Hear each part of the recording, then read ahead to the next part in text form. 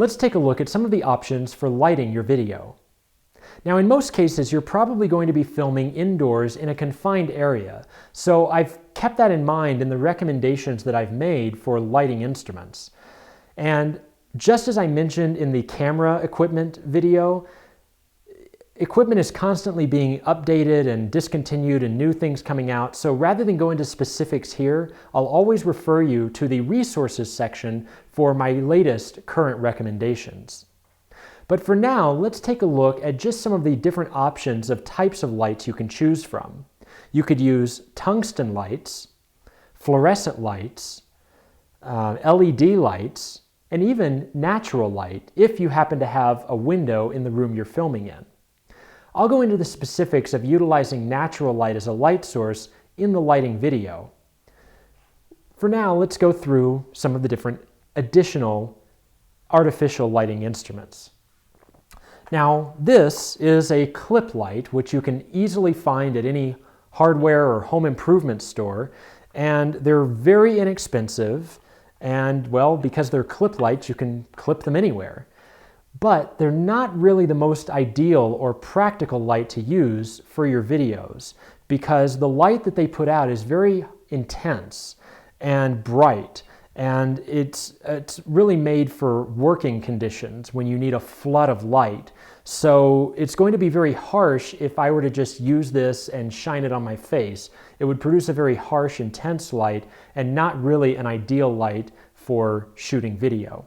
So I find that these are much better suited as accent lights if I need to throw some light on the curtains behind me or on a backdrop, or if you needed to create some more fill in the room, you could easily use one of these lights and bounce it off the wall or off of the ceiling to create fill light.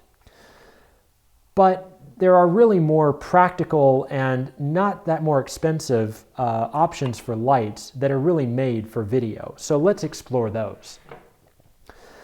This is a tungsten light that I'm very happy with because it's a compact size, easily portable, easy to set up and take down, and it also has an option of focusing the light using this knob on the side. I can control whether it's a flood or spot of light, so that gives you a little more versatility with it. They're very inexpensive, and they do allow for different types of bulbs to be put in. So you can use anything from a 100 watt to 250 watt depending on the area that you need to light and how much light you really need. For most of your cases, I would say 100, 125 would be sufficient, but at least you have that option of putting in different bulbs. It doesn't have a dimmer on it, but with some accessories, you can easily control the light. With a scrim, you can diffuse the light and soften it. Using a snoot and barn doors, you can focus the light into a certain area and have a little bit more control over where the light falls by opening or closing the barn doors. These, by the way, fit on the front of the light and easily come on and off as you need. So, the other thing worth mentioning about tungsten lights is that they burn very bright and very hot. After a few minutes of being on, this light will become hot to the touch. So if you plan on using these and moving them around, be sure that you get some thick work gloves so that you don't burn yourself. Also, don't place this near any fabrics or drapes where it might potentially burn or even catch fire because the light gets so hot. One final thing about tungsten lights is the bulbs do burn out, and often at very inconvenient times. So it's always a good idea to keep a spare bulb or two on hand if you're going to be using these lights, just in case one burns out while you're filming. The next kind of light that I would recommend is a fluorescent light. Fluorescent lights are much more energy efficient than tungsten lights. They don't get as hot, nearly as hot at all, and you can get them where they burn, just as bright. This is a type of fluorescent light that has 4 fluorescent bulbs in it. It's the equivalent of 600 watts, so it puts out a great amount of light, but it's still energy efficient. The other thing about these bulbs is they're daylight balanced, so they're going to produce a soft white light similar to the light that would come in from a window from the sun outside.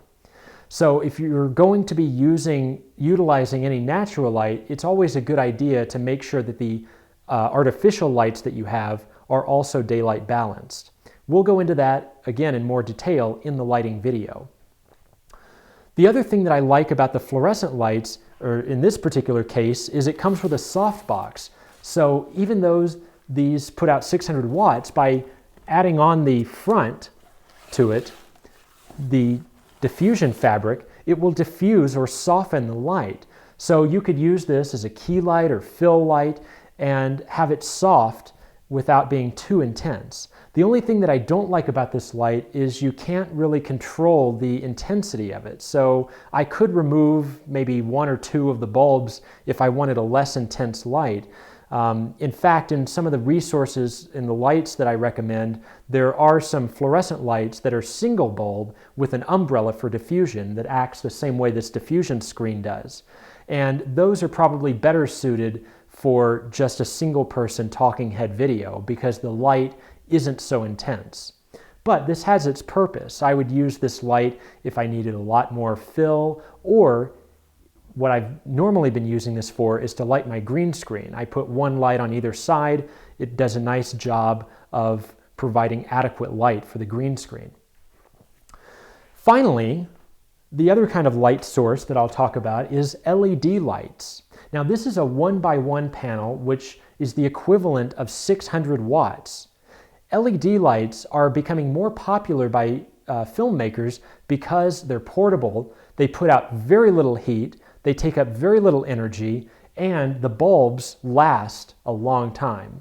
LED lights are very energy efficient and hardly ever burn out. Well, eventually I'm sure they will, but it'll be a while. The thing that I like about this particular light is it's completely dimmable. So turning it on, this is the lowest that it goes, and with a knob on the back, I can control the intensity of the light or the brightness of the light. And it's nice being able to have that control sometimes because, well, you probably won't always want the lights at full force.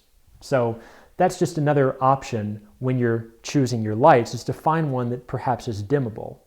The LEDs or even some tungstens are dimmable.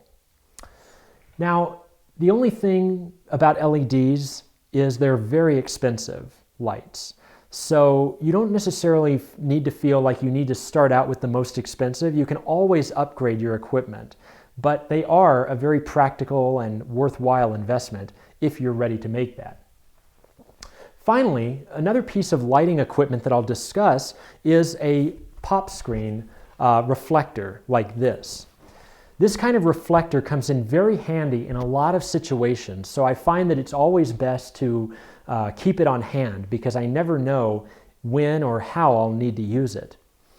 In this case, it's white on one side, gold on the other, and by unzipping, I can turn it inside out and have a black screen which would absorb the light or cut light, or a silver reflector, and the middle is a diffusion screen. So it actually, you can, if you're outdoors and the sun is brightly shining, you could put this up above the person that you're filming and diffuse the sunlight, the harsh, intense sunlight. You could put this in front of a bright light like this halogen light and diffuse the light.